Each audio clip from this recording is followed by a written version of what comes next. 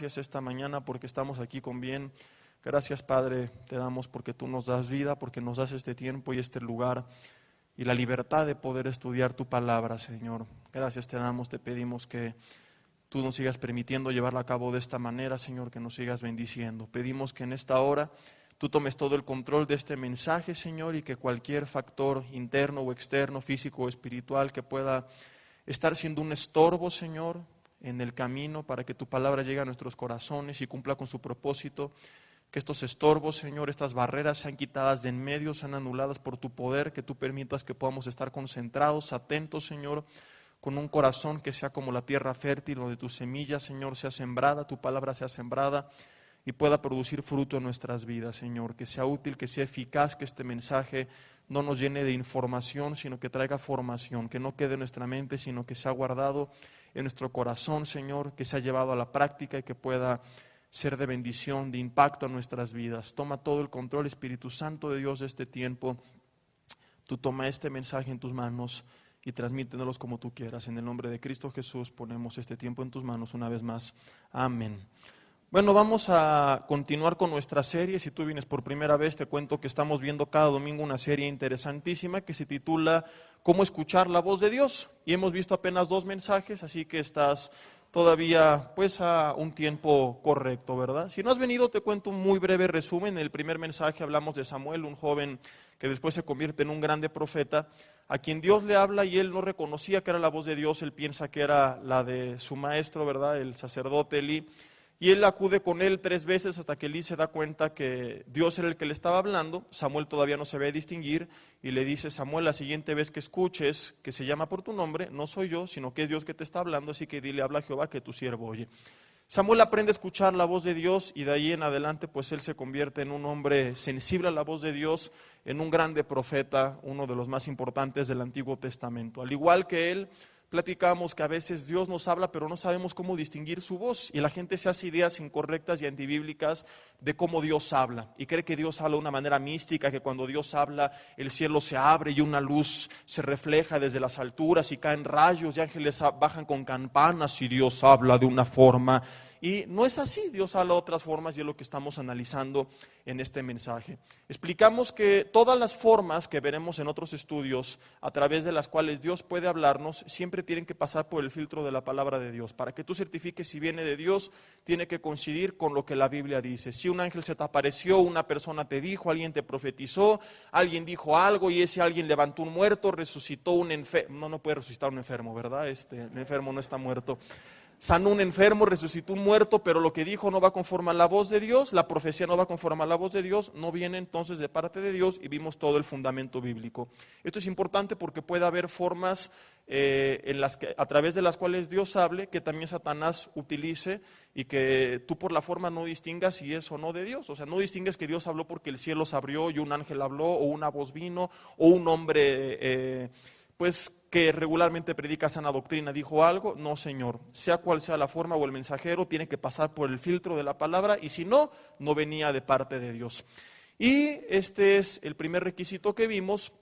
Y la semana pasada, bueno, continuamos hablando acerca de esto y también vimos que el segundo requisito pues es tener una vida de oración y fue con lo que quedamos. Explicamos que si tú y yo queremos ser sensibles a la voz de Dios, tenemos que vivir en su presencia, tener una intimidad con Él, y si nosotros no estamos dispuestos a tener ese tiempo de intimidad, ese tiempo personal, sin ruido, sin distracciones, para estar en comunión con Dios, en oración, hago un paréntesis para decir que en la oración pueden pasar muchas cosas. En la oración tú puedes hablar a Dios, alabar a Dios, dar gracias, interceder, Él te puede hablar a ti, pero estamos enfocando en este estudio únicamente este punto de la oración, lo relacionado a cómo escuchamos la voz de Dios, ¿ok? No estamos hablando de otros aspectos de la oración, solamente este punto. Y si no estamos dispuestos a tener este tiempo, no seremos sensibles a la voz de Dios y viviremos cometiendo tontería tras tontería tras tontería, guiados por lo que creíamos que era correcto y a veces no por lo que realmente era correcto.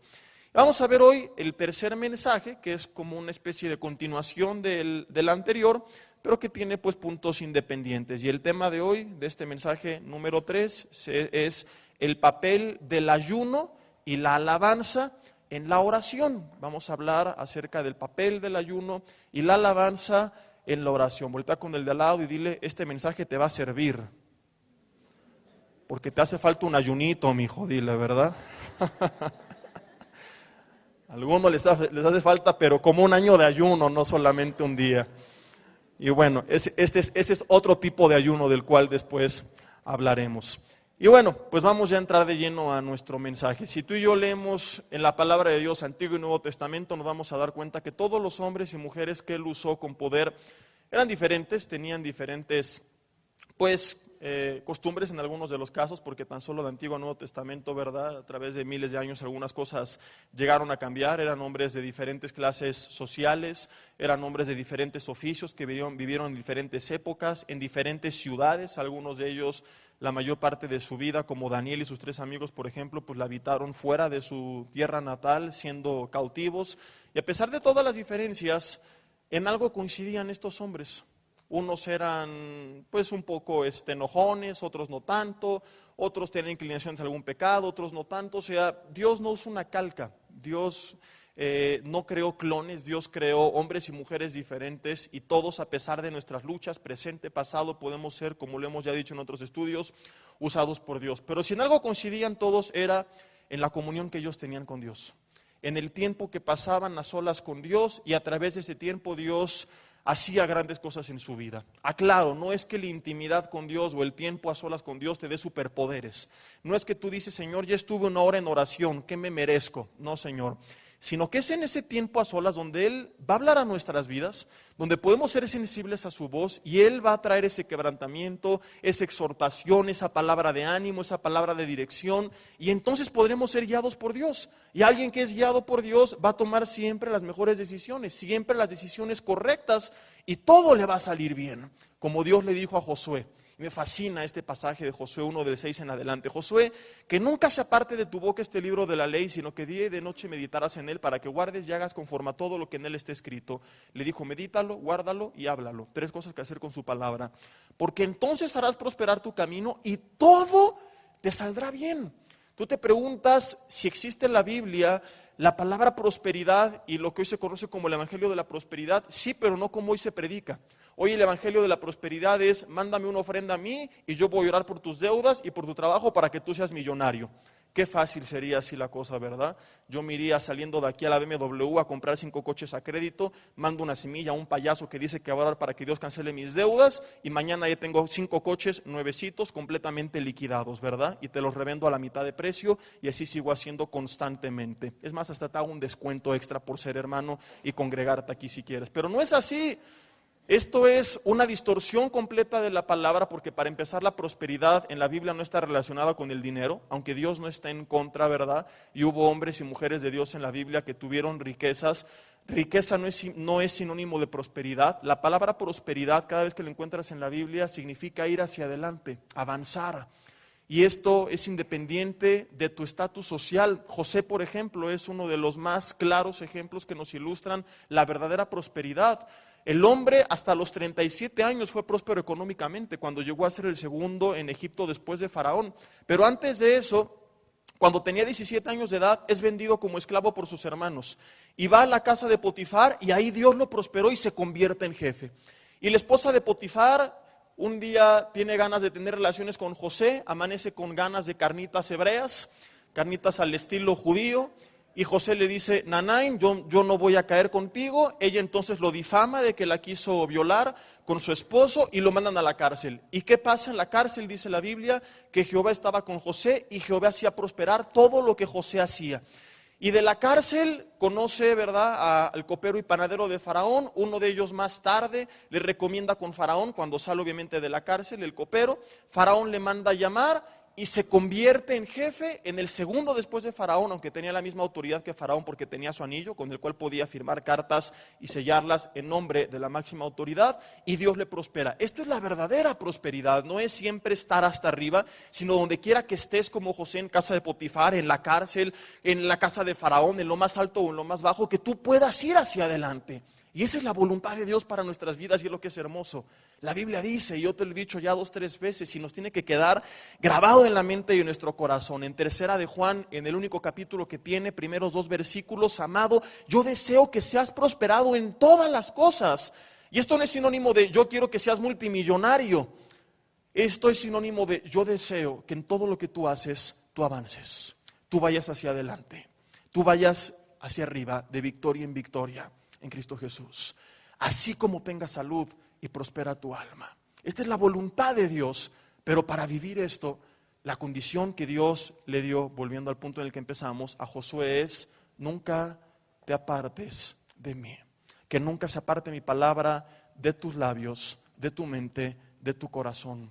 Medítala, guárdala, háblala. Esta es la verdadera prosperidad y se obtiene únicamente, y es esto es lo que se relaciona con lo que estábamos hablando, ¿verdad? Al estar en comunión con Dios. Porque entonces Él nos empieza a guiar, Él nos empieza a dirigir, Él nos empieza a aconsejar. Y obviamente no hay algo que pueda salir mal guiado con el consejo de Dios o por el consejo de Dios. Y por eso Jesús dijo en Mateo 6:33, busca primeramente el reino de Dios y su justicia, y todo lo demás, y ahí habla en un contexto de techo, vestido y alimento, nos será añadido. Y no es que al buscar a Dios, Él te manda del cielo las cosas, porque Él nos manda a trabajar también por ellas. O sea, no es de que, Señor, oré 8 horas, mándame un coche del cielo. No le pidas eso, porque si Él te escucha y te cae un coche del cielo, ¿verdad? Te va a aplastar y no te va a convenir. Gracias a Dios porque no escucha todas las tonterías que a veces le pedimos. Luego pedimos cada barbaridad. Señor, ¿por qué no me escuchas? Dale gracias a Dios porque a veces no nos escucha. ¿No? Porque hay personas que, Señor, si yo vuelvo a cometer este pecado, te prometo que no lo vuelvo a hacer. Y si sí, que me caiga un rayo del cielo, que me atropellen, que resucite mi suegra, Señor, cualquier tragedia como esa. Si imagínate que Dios nos hiciera caso, ninguno estaríamos aquí ya. Entonces, gracias a Dios que Él filtra nuestras oraciones y solamente responde las que son conforme a su voluntad. Entonces, no va a llegar del cielo lo que estamos pidiendo, sino que al buscarle a Él, podremos ser guiados por Él, y por eso Jesús dijo, todo lo demás nos será añadido, porque Él nos va a guiar por los caminos correctos, y entonces es que podremos prosperar. Dice en Oseas capítulo 4, versículo 6, mi pueblo pereció por falta de conocimiento.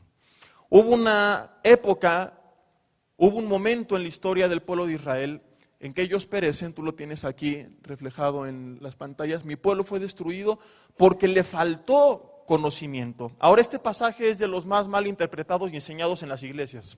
Yo he escuchado hermanos, yo lo llegué a predicar así, he escuchado predicadores utilizar esto como un sinónimo del conocimiento intelectual. Es decir, que hay gente que comete errores porque no conoce de la palabra de Dios.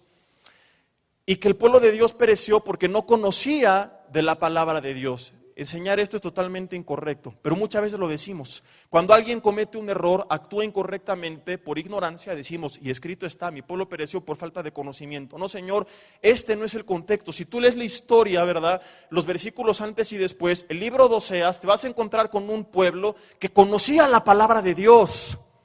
Un pueblo que tenía profetas. Los profetas desaparecen hasta mucho tiempo después, en el 400 antes de Cristo, hasta que aparece Juan el Bautista, en lo que se conoce, ¿verdad? Y los judíos también, sean o no creyentes, reconocen que hubo una época de silencio donde no había voz de Dios. Dios no inspiraba, Dios no hablaba.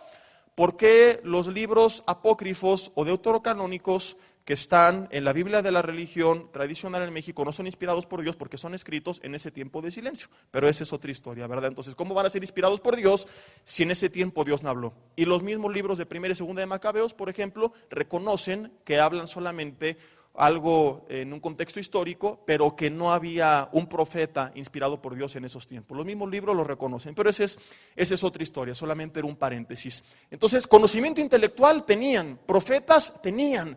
¿Qué fue el conocimiento que no tuvieron que les llevó a ser destruidos? El conocimiento personal de Dios. No es un conocimiento intelectual de Dios, sino un conocimiento personal de quién Dios era. Y ahí lo dice, por cuanto desechaste el conocimiento. O sea, no es que no les predicaron la palabra y pobrecitos por ignorancia cometieron estos errores, no. La gente de quien se habla aquí conocía la palabra de Dios, conocía a quién había inspirado esa palabra, conocía sus instrucciones, pero dijeron, Dios, no me interesa conocerte, yo quiero hacer lo que me da la real gana. Desecharon el conocimiento de Dios y dice, yo te desecharé el sacerdocio y porque olvidaste de la ley de tu Dios, también yo me olvidaré de tus hijos. Fíjate cómo separa lo que es ley y conocimiento. Si fuera conocimiento intelectual, no diría después que desecharon la ley. No, Señor, son dos cosas diferentes. Uno es el conocimiento personal de Dios y otro el conocimiento de la ley de Dios. ¿Te das cuenta? Y por eso hay que meditar la Biblia y no leerla como pericos nada más. Que alguien dijo y repito, amén, amén, amén. No, Señor, hay que leer, hay que meditar. Si tienes a alguien de confianza, dale un zap y dile, no seas flojo. Ponte a meditar la Biblia, ponte a estudiarla, escudriñarla, agárrate una concordancia, vete a los originales, te podemos ayudar con mucho gusto a orientarte, ¿verdad? Y Dios nos empieza a hablar cosas maravillosas. Aquí se para claramente en el mismo versículo, pero a pesar de eso a veces ministros mismos lo enseñan mal, el conocimiento de la ley de Dios, y arriba habla de un conocimiento personal de Dios. Y todo el contexto habla de un pueblo que a la par que escuchaba de Dios, vivía cometiendo pecado. Y así es exactamente como viven muchos creyentes. Conocen de Dios, vienen a la iglesia de Dios, conocen del nombre de Dios, pero no conocen personalmente a Dios.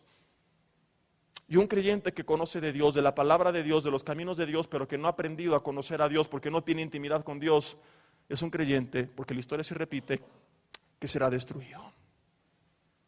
Querido hermano, es imposible, querido amigo, que tú prosperes, que avances en lo que haces, si tú no conoces personalmente a Dios. Si tú no tienes un tiempo de intimidad con Dios. Oye, pero yo voy a congresos y tomo 3 estudios entre semana y voy al IPI y escucho prédicas por internet y voy a la velada y vengo los domingos y voy al congreso de hombres y voy a ir al de jóvenes y en el de mujeres me voy a poner peluca y también voy a entrar al de mujeres y a todos voy. ¿No es suficiente eso? ¿No puedo así conocer a Dios y escuchar su voz? ¿No es suficiente para conocer sus caminos, su voluntad? No. ¿Cuántos están casados? Levanten la mano, o casadas. Si yo, ya la pueden bajar, hace algunos años, te hubiera presentado algunas fotos de tu esposo o de tu esposa y te hubiera empezado a describir cómo era, su carácter, qué hacía, pero nunca lo hubieras conocido, ¿te hubieras enamorado de él o de ella? Por supuesto que no. Excepto algunas personas, ¿verdad? Que dicen el amor a primera vista, calentura a primera vista, más bien dicho. Pero para enamorarte de alguien te tienes que conocer. Para conocer a alguien tienes que tener una relación con ese alguien, una relación personal. Tú no puedes conocer a alguien con quien no pasas tiempo solo porque te hablan de ese alguien. Lo mismo es con Dios. ¿Tú crees que porque vas a estudios, congresos, seminarios, reuniones vas a conocer a Dios? No, Señor, vas a conocer de Dios. El pueblo de Dios conocía de Dios, pero seguirás sin tener un conocimiento personal del nombre de Dios. Si tú le preguntas a muchos ministros, te van a decir que sí, que es suficiente con que tú vayas a la iglesia, que es suficiente con que tú ores de vez en cuando, que es suficiente con que tú medio leas la Biblia, que lo importante es que siempre estés en contacto con Dios, pero que no es necesario pasar un tiempo diario a solas con Él. Hay gente que te va a predicar esto. La realidad, queridos amigos y hermanos, es que para aceptar esta barbaridad necesitaríamos eliminar algunas páginas de la Biblia. ¿Por qué? Porque el mismo Jesús lo dijo, Mateo capítulo 6, versículo 6, si me pueden proyectar para que, bueno, no a mí, sino este versículo, ¿verdad? Nadie quiere ver mi cara ahí en las pantallas. Mateo 6, versículo 6, dice, mas tú cuando ores, entra en tu aposento y cerrada la puerta, ora a tu Padre que está en secreto. Y tu Padre que ve en lo secreto te recompensará en público. Jesús enseñó, sí o no, que tuviéramos un tiempo de oración en lo secreto, con la puerta cerrada para que no hubiera distracciones. Y quieres ser recompensado en público, querido amigo hermano, todo lo que estoy diciendo está en la Biblia. ¿Quieres ser prosperado? ¿Quieres ser bendecido en tu trabajo, en tu familia, en tu ministerio, en lo que haces públicamente? El problema no es qué tanto hago en público, el problema es qué estoy haciendo o no haciendo en lo secreto. Porque si yo no paso tiempo en lo secreto, todo lo que haga en público, o gran parte de ello lo haré guiado por mis emociones, por la gente, por la publicidad, por mi carne, y no por la voz de Dios, y no voy a ser prosperado en público. No es de que Dios es un ser caprichoso que dice, quiero que estés conmigo, y si no, no te bendigo en público, hazle como quieras. Gloria. No. Sino que para prosperar públicamente, necesitas ser guiado por Dios. Y si no tienes intimidad con Dios, no serás guiado por Dios y no serás prosperado públicamente. Entonces Dios no te pide estar en lo secreto porque sea un Dios caprichoso que te quiera como un títere. No, sino porque te ama tanto que quiere estar contigo, en comunión contigo. Para eso nos creó. Y en esa comunión Él quiere guiarnos. Jesús no solamente enseñó esto, Él lo vivió. Él se apartaba a pasar tiempo a solas con Dios. Sus discípulos, si algo le preguntaron que les enseñara, era: enséñanos a orar, porque les sorprendía el tiempo que pasaban en oración con Dios. Jesús enseñó y vivió esto. Entonces, a menos que alguien se atreva a decir que las palabras y vida de Jesucristo no tienen valor, es necesario, según la Biblia, que tú y yo destinemos un tiempo diario para estar a solas con Dios. Sin ruido, sin distracción, sin el perico, sin la suegra, gracias a Dios, sin tu esposo, sin tu esposa, sin tus hijos. Tú y Dios a solas y nadie más. Ahora, aclaro que el otro también es importante. El tomar a Dios en cuenta en nuestros corazones a cada instante también es bíblico. Dice en 1 de Tesalonicenses 5:17, orad sin cesar, no sin César. O sea, no es que tu esposo se llama César, largo de aquí, porque la Biblia dice que ore sin ti. No, Señor, orad sin cesar. Ahora tú te preguntas, si tengo que comer, que trabajar, que hacer cosas, que estudiar, ¿cómo puedo orar sin cesar? ¿Cómo puedes estar orando sin cesar si tienes tantas cosas que hacer?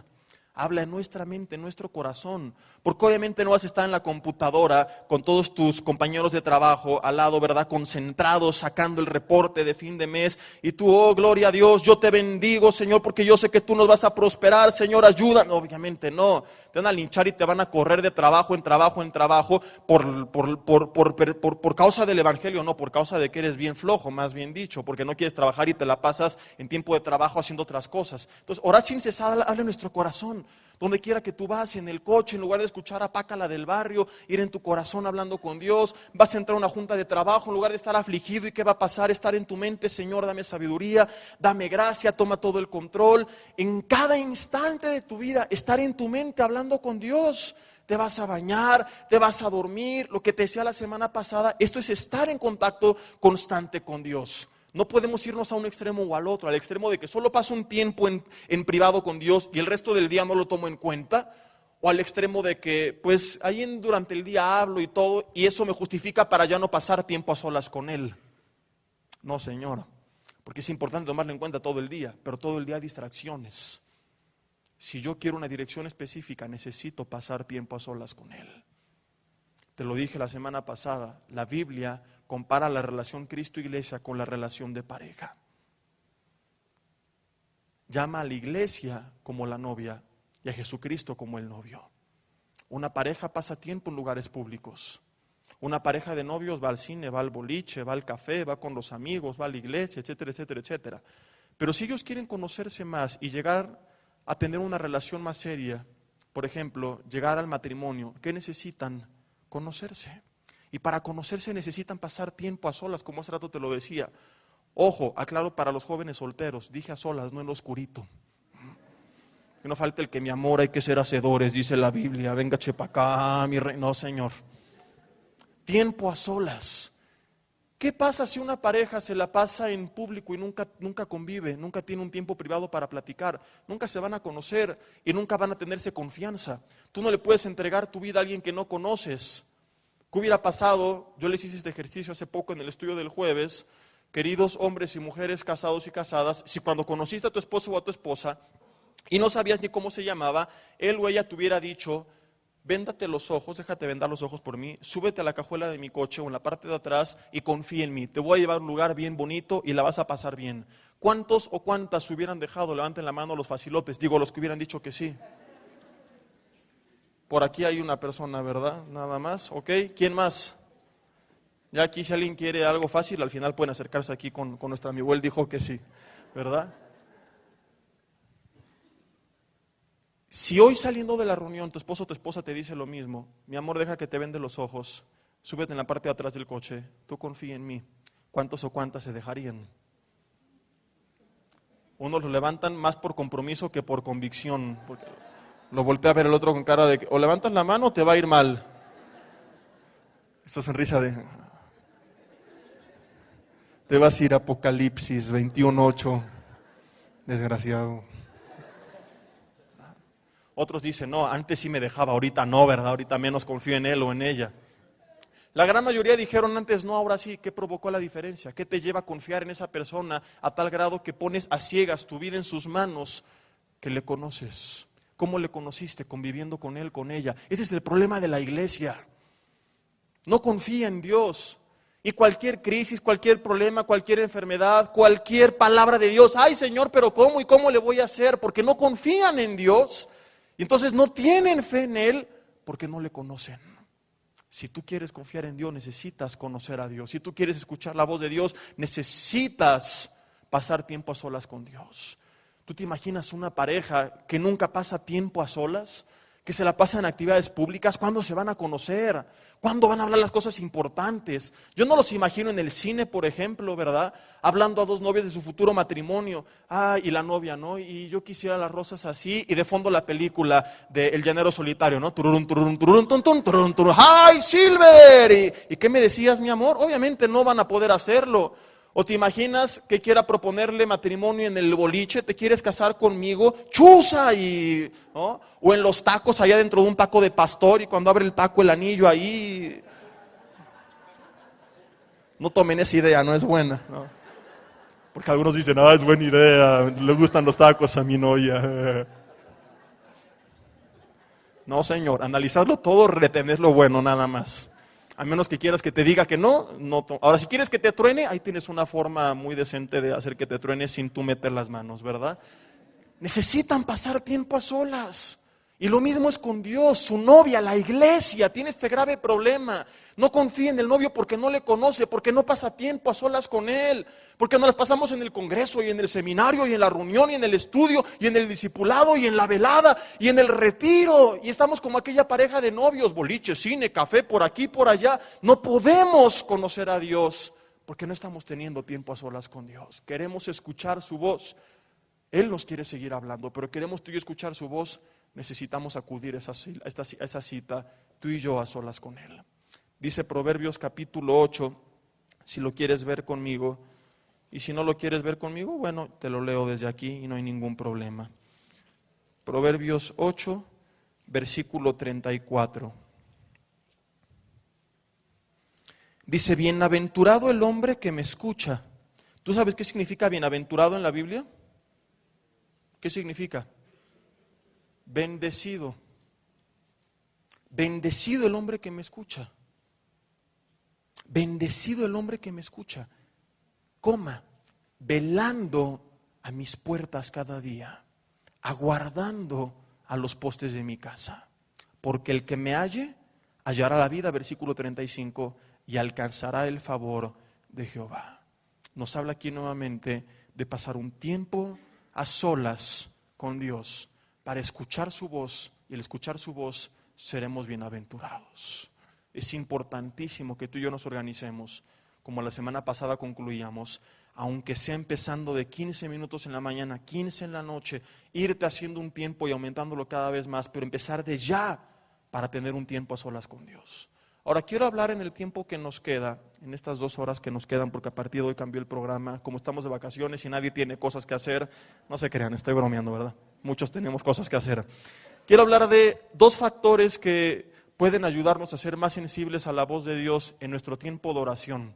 Y son, como ya te adelantaba, el ayuno y la alabanza. Tú te preguntarás qué tienen que ver con la oración y qué tienen que ver con lo relacionado a escuchar la voz de Dios en la oración. Muchísimo. Número 1, el ayuno. Muchos tienen ideas incorrectas acerca del ayuno. Algunos creen que es como un sacrificio para ser más santos o agradar a Dios. Otros creen que es como por serle la manita al Señor, que si yo ayuno entonces y oro, el Señor va a contestar más rápido. Es que Señor, llevo 3 días ayunando y orando y el Señor respondió porque ayuné y oré, como si Dios dijera, no, ayuna más, te faltan todavía 3 días más de ayuno porque tienes muchos kilos encima, mi hijo, y hasta que no ayunes no te respondo. No, Señor, dice Oseas 6:6, misericordia quiero y no sacrificio, conocimiento de Dios más que holocaustos. El ayuno no es para esto, ni tampoco con el propósito de bajar de peso, aunque hay ayunos que hace gente que hace ejercicio, ¿verdad? Lo he estado leyendo, que sí son para bajar de peso y esa es otra historia, ¿verdad? También son recomendables por otras razones, en algunos periodos de tiempo, etcétera, etcétera, etcétera. Pero el ayuno bíblico, que es lo que nos interesa a nosotros en esta mañana, cumple con 2 propósitos. Número 1, debilitar nuestra carne. Y a través de esto, ¿qué es lo que fortalecemos?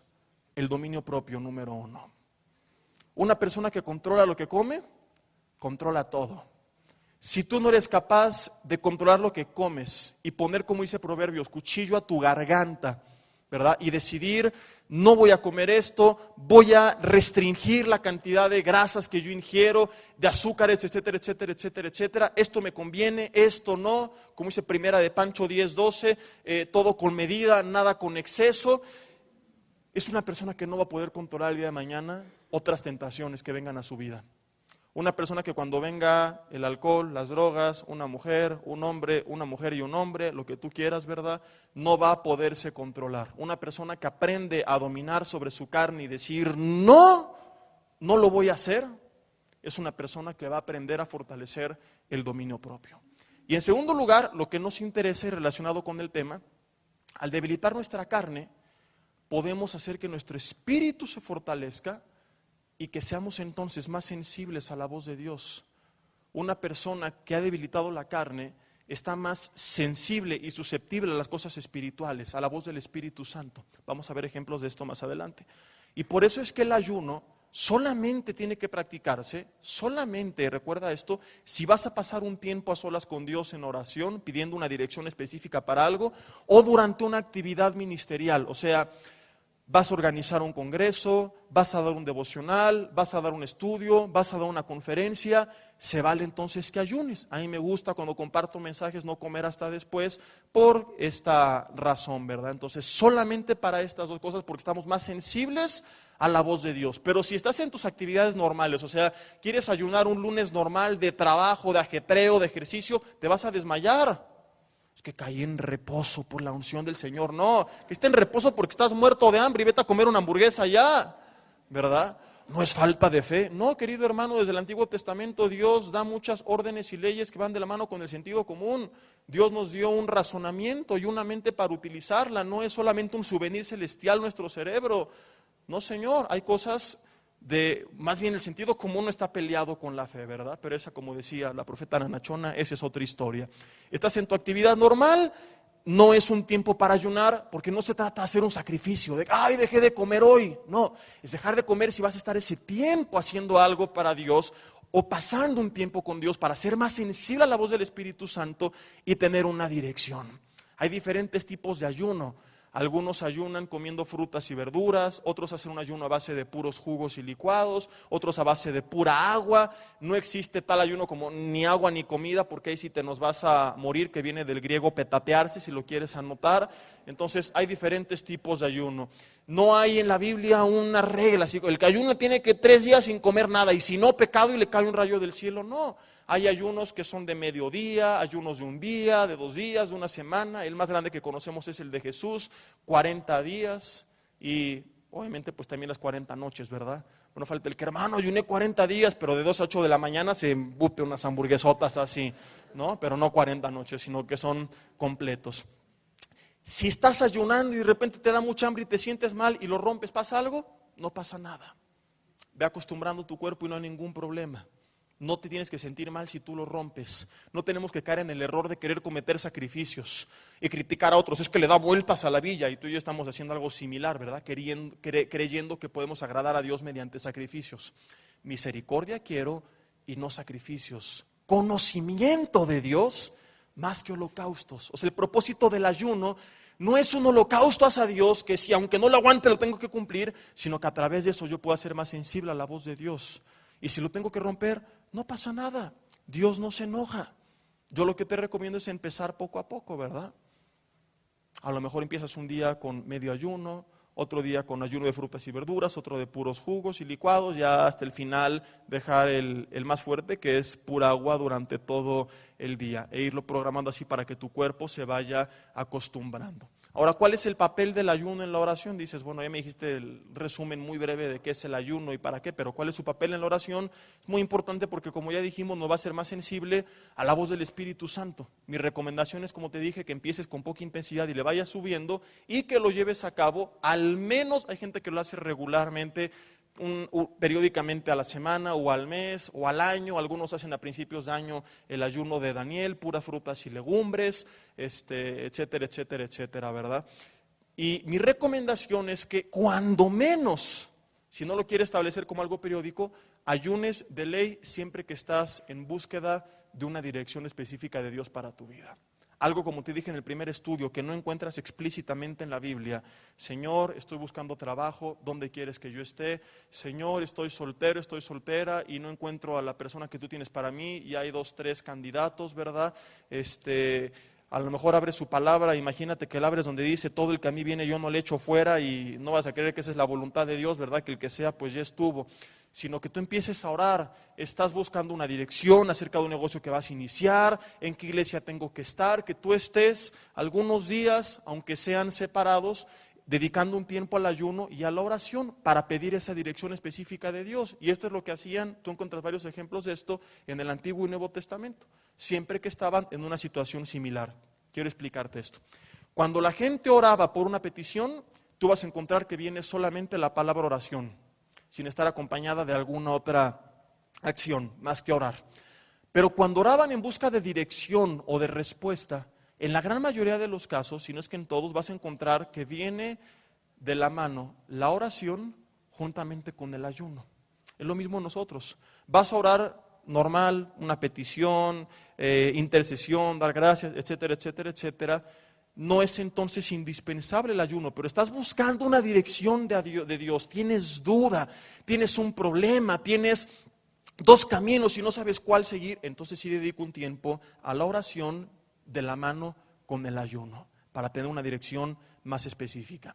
Algunos ejemplos rápidamente, Hechos capítulo 13, versículo 1 al 3, vamos a ver un par de ejemplos de cómo cuando ayunaban y oraban, Dios les habló. Y un ejemplo en el Antiguo Testamento del pueblo de Dios teniendo dudas y de igual forma encontrándose con la voz de Dios a través del ayuno y la oración. Hechos 13, versículo 1 dice así. Dice, había entonces en la iglesia que estaba en Antioquía profetas y maestros, Bernabé, Simón el que se llamaba Níger, Lucio de Cirene, Manaén el que se había criado junto con Herodes el tetrarca, y Saulo. Ministrando estos al Señor y ayunando, dijo el Espíritu Santo, apártame a Bernabé y Saulo para la obra que los he llamado. Entonces, habiendo ayunado y orado, les impusieron las manos y los despidieron. Necesitaba la iglesia personas para el ministerio, ayunan y oran y el Espíritu Santo les habla. Va de la mano la voz de Dios con el ayuno y la oración. 3 capítulos atrás, en el capítulo 10, versículo 30, la Biblia dice que estaba entonces Cornelio, más bien dice que entonces Cornelio dijo, hace 4 días, luego lee todo el contexto, pero vemos solamente la conclusión, hace 4 días que a esta hora yo estaba en ayunas, y a la hora 9, mientras oraba en mi casa, dice, vi que se puso delante de mí un varón con vestido resplandeciente, y dijo, Cornelio, tu oración ha sido oída y tus limosnas han sido recordadas delante de Dios. Y después le empieza a dar una dirección de lo que tenía que hacer el tal Cornelio. ¿Cuándo le habla a Dios? Cuando él estaba en un tiempo de ayuno y oración. Y vamos por último a ver otro ejemplo en el libro de Jueces, capítulo 20. El pueblo de Dios, amenazado por un ejército enemigo, con la duda de si tenían que pelear o no. ¿Y qué es lo que hacen? Jueces capítulo 20, versículo 26, no dice, y marcaron a la línea de Amira, consultaron a Walter Mercado, y les leyeron las cartas, y entonces se fueron al Teposteco con unos brujos. No necesitas todas esas payasadas, esto es mucho mejor y es gratis. Jueces 20, versículo 26. Ahora, si estás en Israel, te va a ser mucho más fácil comunicarte con Dios, y es menos costoso porque es llamada local, aquí es larga distancia. Jueces 20, versículo 26. Dice, entonces subieron todos los hijos de Israel y todo el pueblo y vinieron a la casa de Dios. La casa de Dios era el tabernáculo donde descendía la presencia, esto es lo que representa nuestro tiempo de oración con Dios, y lloraron y se sentaron ahí. En la presencia de Jehová podemos llorar, sí, pero antes de ir con el hombre, ve con Dios. Y ayunaron aquel día hasta la noche y ofrecieron holocaustos y ofrendas de paz delante de Jehová. Y los hijos de Israel, versículo 27, preguntaron a Jehová, pues el arca del pacto de Dios estaba allí en aquellos días, la presencia de Dios. Y Fines, hijo de Eleazar, hijo de Aarón, ministraba delante de Dios en aquellos días. Y dijeron, ¿volveremos aún a salir contra los hijos de Benjamín, nuestros hermanos, para pelear, o desistiremos? Y Jehová dijo, subid mañana, dice, subid porque mañana yo os los entregaré. Y luego, bueno, el resto de la historia narra que ellos salen y terminan ganando esta batalla. No sabían si pelear o no. El pueblo de Dios estaba separado en 2 tribus. Bueno, eran 10 tribus que eran las del norte y 2 tribus que eran las del sur. Durante muchos años pelearon entre ellos. Gloria a Dios que esto ya no sucede. Entre hermanos nunca nos peleamos ni nos envidiamos. Solamente en iglesias ahí en Tailandia ocurre esto, pero aquí todos entendemos que no tiene que haber pleitos entre nosotros. Pero eso pasaba en ese entonces, ¿cómo ves? ¿Verdad? Qué cosa, ¿no? No lo puedo creer. Obviamente sigue pasando. No es normal, pero lo digo pues si alguien viene por primera vez y dice, ay, qué hipócrita, dice que aquí no pasa. No, sí pasa. Es un comentario irónico nada más. Creo que ya quedó muy claro, ¿verdad? Entonces, consultan con Dios y ayunan y oran y Dios les habla. Y es lo mismo con nosotros. ¿Tienes alguna duda como ellos? ¿Lo hago? ¿No lo hago? ¿Lo intento? No, por aquí o por allá. Ponte a ayunar y ponte a orar. Señor, ¿a qué equipo de fútbol le voy? Ponte a ayunar y ponte a orar y Dios te va a mostrar que es el América al que le tienes que ir indudablemente. Vamos a ver un ejemplo más en el libro de Nehemías y meditar un poquito en él. Se me hace que ahorita vemos si nos da tiempo de hablar acerca del papel de la alabanza en la oración como un elemento para escuchar la voz de Dios. Nehemías capítulo 1. Vamos más adelante a abrir nuestras Biblias en el libro de Nehemías. Capítulo 1. Está ahí adelantitito, adelante de Esdras, y dice así. Nehemías 1, versículo 1, palabras de Nehemías, hijo de Acalías. Aconteció, tenía nombre de pila, ¿no? Acalías dice, aconteció en el mes de Quisleu, en el año 20, estando yo en Susa, capital del reino, que vino Ananí, uno de mis hermanos, con algunos varones de Judá. Y yo les pregunté por los judíos que habían escapado, que habían quedado de la cautividad y por Jerusalén. Jerusalén fue invadida y algunos fueron llevados como Nehemías cautivos. Y me dijeron, el remanente, los que quedaron de la cautividad allí en la provincia, están en gran mal y afrenta. Y el muro de Jerusalén está derribado y sus puertas quemadas a fuego. Cuando oí estas palabras, Nehemías se entera de que su tierra natal había sido invadida, que las murallas y las puertas estaban destruidas, que la gente estaba mal. A él le duele. Y dice, me senté y lloré e hice duelo por algunos días. ¿Y qué dice la Biblia? Y ayuné y oré delante de ¿quién? Del Dios de los cielos. Lo primero que él hace no es ir, pastor, ore por mí porque tengo este problema y no sé qué hacer. Parece más el gallo Claudio con un hijo de Dios, ¿verdad? Le voy a decir, oye hijo, ve primero delante de Dios. Si Dios te manda con nosotros, por supuesto que estaremos siempre para servirte. La Biblia habla de eso como parte de nuestras labores, ¿verdad? Pero si tú acostumbras a ir delante de Dios, tú no tienes idea los problemas que tú te vas a evitar y la chamba que nos vas a quitar también a nosotros. Ve delante de Dios. Señor, ¿qué hago? Nehemías va y ora. ¿Para qué oraba? Para que Dios restaurara el problema, sí, pero también ora, lo veremos más adelante, pidiéndole dirección. Te lo voy a confirmar con la Biblia. Señor, toma Jerusalén en tus manos, restáurala, y también le empieza a pedir, aunque no lo dice explícitamente la Biblia, lo veremos después, que también le pide, Señor, ¿y qué quieres que yo haga? ¿Qué puedo hacer yo para que las cosas vuelvan a estar como estaban antes? En el resto de la historia se nos revela que Nehemías fue parte de la solución.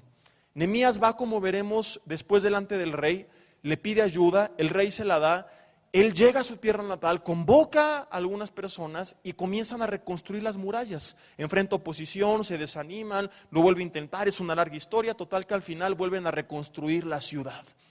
Pero antes de hacer todo, Nehemías pasó un tiempo de ayuno y oración.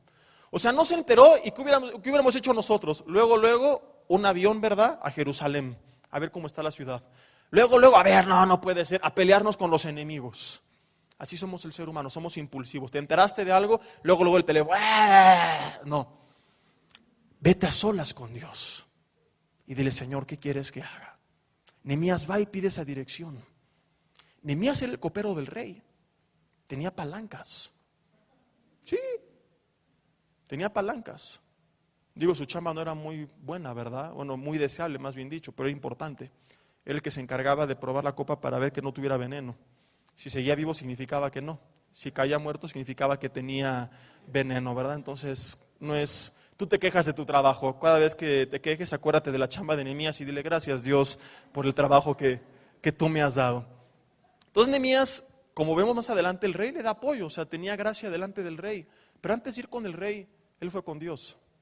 ¿Cuántas veces lo hacemos exactamente al revés? Antes de ir con Dios, vamos con el jefe, con el papá, con el esposo, con la esposa, con los amigos, con el primo, con el tío, con el vecino, con el guardia del mercado, con la mira, con todo mundo. Con el banco, con el prestamista. Y hasta el final, si no resolvimos nada, nos acordamos que Dios está ahí. ¿Cuántas hacemos nuestro argüende, todos nuestros panchos en nuestra carne y nos amargamos y nos quejamos y hablamos y decimos y hacemos y al final que no resolvimos nada? Señor, ya hice y no logró nada, y Dios así de te estaba esperando. Dice el versículo 5: y dije: te ruego, oh Jehová, Dios de los cielos, fuerte, grande y temible. Fíjate cómo él empieza su oración con alabanza. La alabanza no es cantar, es exaltar a Dios verbalmente. Y puede ser mediante una oración o mediante un canto. O sea, la alabanza es una oración de exaltación a Dios con ritmo, ¿verdad? Y él empieza orando, exaltando a Dios. Veremos más adelante porque esto es importante, si nos da tiempo. Te ruego, Jehová, Dios de los cielos, fuerte, grande y temible, que guarde el pacto y la misericordia a los que le aman y guardan sus mandamientos. Que esté ahora tu oído. Dice: atento tu oído y abiertos tus ojos para oír la oración de tu siervo. ¿Qué hago ahora delante de ti los sábados y los domingos? ¿Cuándo oraba Nehemías? Día y noche, por los hijos de Israel, tus siervos, y confieso los pecados de los hijos de Israel que hemos cometido contra ti. Sí, yo y la casa de mi padre hemos pecado. Uno de los requisitos para ser sensibles a la voz de Dios en la oración es reconocer nuestros pecados, pero eso lo veremos más adelante en otros estudios. Ahora, volviendo al punto de Nehemías, él es el claro ejemplo de los dos tipos de oración que mencionamos hace rato: la oración privada con Dios y la oración pública en todo instante. ¿Por qué? Porque más tarde viene delante del rey, y esta es la historia, capítulo 2, versículo 1. Sucedió en el mes de Nisán, después del mes de Chrysler, dice: en el año 20 del rey Artajerjes, que estando ya el vino delante del rey, tomé el vino y lo serví al rey. Y como yo no había estado antes triste en su presencia, me dijo el rey, él estaba triste por lo que pasaba: ¿por qué está triste tu rostro? Pues no estás enfermo. No es esto sino quebranto de corazón. Entonces temí, dice la Biblia, en gran manera. Un dato solamente general, un paréntesis. ¿Por qué Nehemías tuvo miedo? El rey le preguntó: ¿por qué estás triste? ¿A ti no te da miedo que alguien te pregunte esto? Los siervos del rey tenían que estar sonriendo cuando había banquetes. Él era el copero, estaba en una fiesta y Nehemías no podía estar así: chale, ahí está el vino, órale, está bien. No, él tenía que sonreír porque era la imagen pública. Es como tú y la alabanza, por ejemplo, la gran diferencia. Tú llegaste triste hoy y amargado y tú puedes estar así durante la reunión. Los de la alabanza no, ellos aunque se estén deshaciendo por dentro tienen que subir. ¿Cuántos están gozosos? Porque te los imaginas que hubo hermanos también contentos, ¿verdad? ¿Verdad que sí? No, dirías, no, bajen este cuate, no. Esta era la chamba de Nehemías, él tenía que estar sonriendo y si no, les daban cuello. Y dije al rey, versículo 3, para siempre viva el rey. ¿Cómo no estará triste mi rostro cuando la ciudad, casa de los sepulcros de mis padres, está desierta y sus puertas consumidas por el fuego? Me dijo el rey: ¿qué cosa pides? Entonces versículo 4 dice: oré al Dios de los cielos. Ese entonces oré habla de una oración breve y rápida, porque si el rey le está diciendo ¿qué cosa pides? Y Nehemías dice que entonces oró, no significa que Nehemías le dijo: déjame ir al cuarto a orar 2 horas y ahorita regreso contigo, oh rey. El rey lo manda a volar en ese instante. Si a ti el presidente te dice: pídeme lo que quieras y te lo doy, tú no dirías: déjame pensarlo y al rato te digo. Aprovechas el momento. Ese entonces fue un Dios guíame, Dios ilumíname, Dios muéstrame, pero él ya había estado antes en lo secreto orando con Dios. Y Dios le da dirección. Nehemías le pide al rey lo que él necesitaba, el rey le apoya en todo, va a Jerusalén con el apoyo y las cartas del rey para reconstruir la ciudad. En el capítulo 2, versículo 11, ya es llegando, cuando llega Nehemías a Jerusalén, dice: llegué pues a Jerusalén y después de estar ahí 3 días me levanté de noche, yo y unos pocos varones conmigo, ya con todo el apoyo del rey, y no declaré a hombre alguno lo que Dios había puesto en mi corazón que hiciese en Jerusalén. Él tenía planes. Y uno de los principios de Nehemías es que él llega y se queda callado. A veces tú y yo echamos a perder las cosas por hablarlas antes de tiempo. Nehemías se queda callado y hasta que no empieza, no lo habla. Dice: ni había cabalgadura conmigo, excepto la única en que yo cabalgaba. ¿Qué es lo importante de aquí? Vamos a volver a leer. Me levanté de noche yo y unos pocos varones conmigo, y no declaré a hombre alguno lo que Dios, ¿qué cosa? Subráyalo. Había puesto en mi corazón que hiciese en Jerusalén. ¿Qué iba a hacer Nehemías en Jerusalén? Reconstruir las murallas. Él llevó a cabo un plan, una estrategia, convoca al pueblo y lleva a cabo varias enseñanzas importantísimas. Algún día me gustaría enseñar el libro de Nehemías aquí con ustedes. Pero antes de empezar a hacer todo esto, él estuvo orando. Y en la oración, Dios le reveló los planes para llevar a cabo la reconstrucción de las murallas de Jerusalén. ¿Cómo lo sabemos? Porque aquí está claro: no declaré a ningún hombre ni mujer lo que Dios había puesto en mi corazón que hiciese en Jerusalén. Como ves, su oración no únicamente iba dirigida a Dios, restaura Jerusalén, sino Dios guíame. Y Dios guía a Nehemías y pone en su corazón lo que tenía que hacer. ¿Sí me explico o no? Esta es la clara muestra de que este tiempo de ayuno y oración no era solamente para interceder por el pueblo, sino también para pedir dirección, y Dios se la dio. Puso en su corazón lo que tenía que hacer. ¿Y por qué Nehemías fue prosperado? Porque lo que hizo, lo hizo con la dirección de Dios y no en su propia carne. Hay gente que hace de la oración su último recurso. Hay gente que no hace nada sin antes orar. Antes de iniciar el negocio, esta relación, salir de mi casa, de irme a trabajar, de irme a la escuela, Señor, yo me pongo en tus manos. Antes de dar un mensaje, de ministrar, de hablar, de platicar con alguien con quien tengo un problema, Señor, yo me pongo en tus manos. ¿Cuál de los dos somos tú y yo? Nehemías era el segundo. Y como dijo Jesús, lo que pasó en lo secreto se reflejó en público, porque todo le salió bien. Y a pesar de la oposición, él termina de construir las murallas. ¿Por qué? Porque lo que hizo, lo hizo guiado por Dios. Lo hizo con la bendición de Dios y con la dirección de Dios. Nehemías, haz esto, esto, esto y esto, y es imposible que el plan de Dios pueda fracasar. ¿Por qué mucha gente, como te dije hace rato, vive fracasando en lo público? Y a veces culpa a los demás. Es que el jefe, y el gobierno, y mi esposo, y mi papá, y mis hijos. ¿Sabes algo? El gran problema tal vez no es lo que está pasando en público. Querido amigo, hermano, tu gran problema es lo que no está pasando en lo secreto. Porque si en lo secreto Dios te guía, lo que pasa en lo público va a salir bien. Y si algo no sale como tú esperabas, aún a través de eso Dios obrará para tu bien. Pero es imposible que tú actúes con la dirección de Dios y puedas fracasar. ¿O te imaginas a Dios allá arriba? Híjole, lo aconsejé mal, no era este consejo, era el otro. Ya ni modo, ya que lo atropellen y que se venga para acá. No, Señor, Dios aconseja bien. Y Él dijo: permanezcan en mí. Yo soy la vid y ustedes los pámpanos. Permaneciendo en mí van a llevar fruto. Mucho fruto, más fruto, pero separados de mí, Juan 15:5, nada pueden hacer. Permaneces en Él, vas a llevar fruto. Pero tienes una relación con Dios al más puro estilo del fast food, una relación express. 2, 3 minutos ya estuvo. Señor, te pido que me bendigas este día, me guardes en el nombre de Jesús, amén. O gracias por este día, en el nombre de Jesús, amén. Casi como una persinada cristiana. ¿Cómo esperas entonces llevar fruto? Te levantas, haces de todo, me peino, me baño, me enojo, me peleo, prendo las noticias, ya salgo todo estresado, y ya que vas en el coche manejando te acuerdas que Dios existe. Y hay gente que hasta que no lleva ya 1 hora del día transcurrido, ay Señor, guárdame, y eso porque vio un policía y se acordó, ¿verdad?, de pedirle a Dios. Manda a tus ángeles, bendíceme, Señor, líbrame de toda mujer al volante, Señor, aleja al enemigo de mi casa, a la suegra de mis puertas, Señor, también en nombre de Jesús, amén. Y ya con eso ya estuvo. Y luego, ¿por qué Dios no me bendijo si yo le amo? Porque ve cómo está tu relación con Dios. No, Señor. Dios te quiere hablar. La pregunta es si tú quieres escucharlo. Ya no nos va a dar tiempo. Vamos a hablar la siguiente semana acerca del papel de la alabanza, porque no me quiero ir de prisa, y si es bastante, vamos a continuar hablando del papel de la alabanza en la oración, junto con nuestro siguiente requisito para escuchar la voz de Dios, que es una vida en santidad.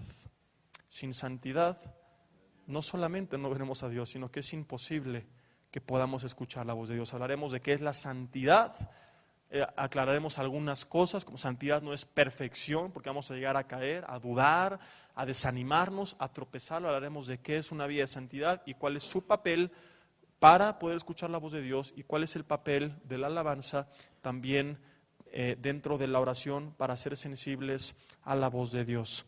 Cierra tus ojos ahí en tu lugar. Vamos a terminar este tiempo orando.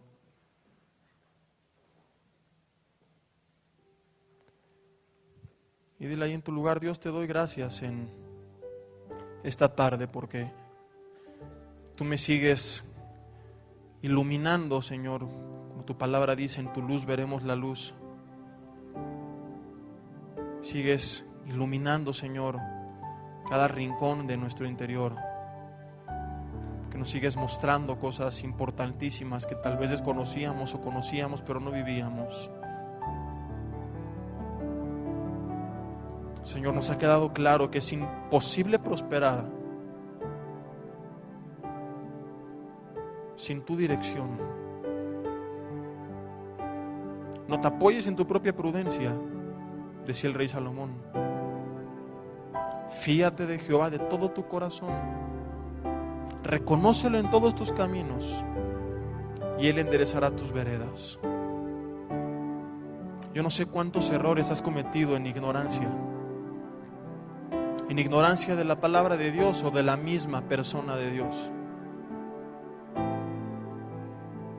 Yo no sé cuántos a lo mejor tienen estudios bíblicos y conoces, enseñas la palabra, conoces tanto de Dios, pero conoces tan poco al Dios del que hablas. Y te preguntas constantemente: ¿por qué dudo en mi corazón? ¿Por qué no puedo confiar? Señor, auméntame la fe, le pides como los discípulos. Quiero creerte, quiero obedecerte, quiero ser guiado por ti. Todo esto viene solamente cuando tú le conoces. Es imposible que tú puedas confiar en alguien que no conoces. Y querido hermano, mientras tú sigas tomando la decisión cada día de hacer de todo menos dedicar un tiempo a solas para Dios, seguirás viviendo cada día con una fe débil, sin conocer a Dios, cometiendo error tras error tras error.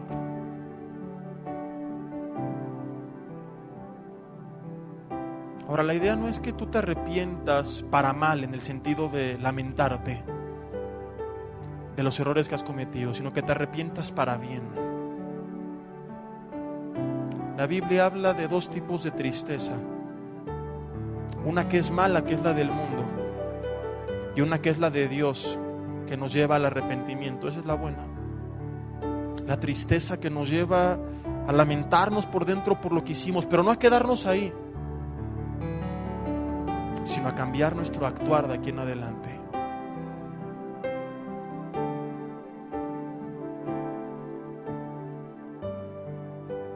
Y piensa unos segundos, no para lamentarte, sí dolerá en tu corazón recordarlo, pero la idea es precisamente aquí dejarlo y cambiar el rumbo de aquí en adelante. Piensa en las últimas decisiones que has tomado, palabras que has hablado, caminos que has seguido.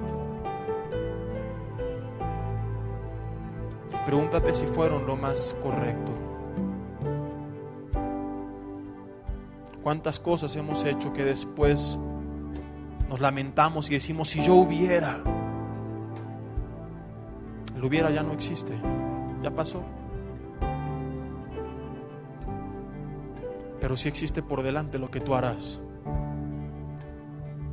Cuando Lot y Abraham se separan, Abraham le dijo: escoge la tierra que tú quieras, yo iré al otro lado. Y Lot escoge Sodoma y Gomorra, hallado por su carne, por lo que sus ojos vieron, una ciudad que aparentaba ser fructífera, llena de inmoralidad. Se mete ahí, error tras error. Dios determina destruir esa ciudad por su pecado, pero antes envía a rescatar a Lot. Lot había fallado mucho, se fue hacia el camino correcto, pero Dios le dio una oportunidad a su hijo Lot. Y aquellos varones le toman de la mano y le dicen: mira hacia adelante y no voltees hacia atrás. La esposa de Lot mira hacia atrás y se convierte en estatua de sal. La enseñanza es que si tú sigues mirando al pasado te vas a paralizar. No es el tiempo de si yo hubiera hecho este negocio, si yo no hubiera hecho esta inversión, si yo no hubiera tomado esta deuda, si yo hubiera tomado este trabajo, si yo no me hubiera casado con esta persona, si yo no hubiera escogido esta carrera. Lo que hiciste, lo hiciste y no lo puedes cambiar. Pero sí puedes cambiar los pasos que vas a dar de aquí en adelante. Y Dios, como Lot, te dice que a pesar del lugar donde tú te metiste por tus decisiones sin tomarle en cuenta, Él todavía tiene cosas buenas para ti por delante. Y uniendo esto con el proverbio que mencioné hace rato: fíate de Jehová todo tu corazón, no te apoyes en tu propia prudencia, reconócelo en todos tus caminos y Él enderezará tus veredas. Dios quiere decirte que a pesar de las malas decisiones que has tomado, Él puede enderezar esos caminos. Qué hermoso es Dios. A lo mejor hablaste lo incorrecto y has dividido tu familia, la hallaste de una manera inadecuada, resolviste un conflicto sin antes orar y aumentaste la tensión que había entre ustedes. Cometiste errores con tu negocio, con tu trabajo. Has desestabilizado tu economía producto de malas decisiones, falta de una dirección de Dios. Has dañado tu salud, has hecho cosas inadecuadas en el ministerio. Y está bien que sintamos un poco de dolor, un poco de tristeza, pero no para lamentarnos, sino para ser movidos a un arrepentimiento y reconocer cuánto necesitamos a Dios. Y de aquí en adelante depender más y más cada día de Él. Dile: Dios, perdóname por las decisiones que he tomado, las palabras que he hablado y los caminos que he seguido en mis propias fuerzas. Señor, he torcido mis caminos, pero yo creo en que tú eres un Dios de pactos, que cumple sus promesas. Y una de ellas es que si yo te reconozco en mi vida, en cada área de mi vida, Señor, y decido dejar de confiar en mí, tú vas a enderezar mis caminos. Señor, yo quiero poner en tus manos cada camino que tengo por delante. Levanta tus manos de manera simbólica y dile: Dios, te entrego mis caminos. Hoy renuncio a seguir siendo yo el que tome las decisiones. Renuncio a seguir actuando en mis fuerzas. Renuncio a seguir confiando en mí. No voy a confiar, Señor, en los dones que me has dado, ni en mis títulos, ni en mi sabiduría, ni en mis cuentas del banco, ni en mi estabilidad laboral. Señor, toda mi confianza estará solamente puesta en ti. De ti voy a depender. Antes de hablar cada palabra, de tomar cada decisión, de dar o no un permiso a mis hijos, de arreglar un conflicto, de dar un paso hacia adelante, antes de tomar cualquier camino, yo voy a ver lo que dice tu palabra. Y cuando tenga dudas, porque necesito una dirección más explícita, voy a dedicar, Señor, un tiempo como hoy lo he aprendido, para buscar tu dirección en oración. Y cuando sea necesario, Señor, como el caso de Nehemías o el pueblo de Israel en medio de la guerra, donde yo tenga dudas, buscaré algún tiempo, Señor, para estar contigo en ayuno y oración. No como un sacrificio, sino como una acción mediante la cual Mi carne será debilitada y podré estar más sensible a la voz del Espíritu Santo, porque mi espíritu será más susceptible a las cosas espirituales. Señor, perdón si he vivido en la carne. Hoy te entrego cada uno de mis caminos.